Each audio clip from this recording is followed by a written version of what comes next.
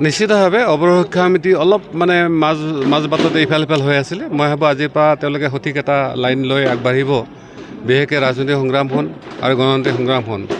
তাতে আৰু কিছুমান সামাজিক সাংস্কৃতিক কিছু কথা থাকে। গতিকে তিনিওটা দিশতে আমি ভাবোঁ এইবাৰ আগবাঢ়ি গ'লে নিশ্চিত সফল হ'ব। আৰু আপোনালোকে দেখিছে যে অধিৱেশনৰ ঠিক আগে আগে ইয়াত আৰু কিছুমান ষড়যন্ত্ৰ চলিছিল।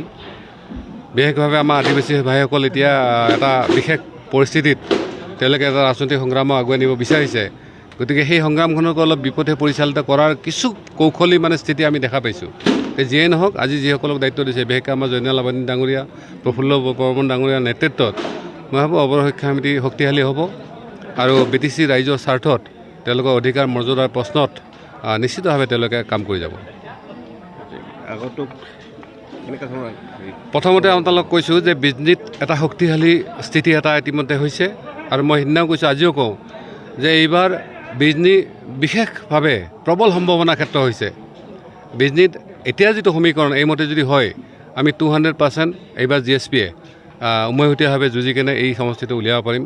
আৰু অভাৰঅল আমি যি 13টা 14টা 15টা ছিট আছে BTCৰ, তাত আমি আশা কৰিছোঁ কমেও 5টা সমষ্টি আছে আমি জিকিব পাৰোঁ।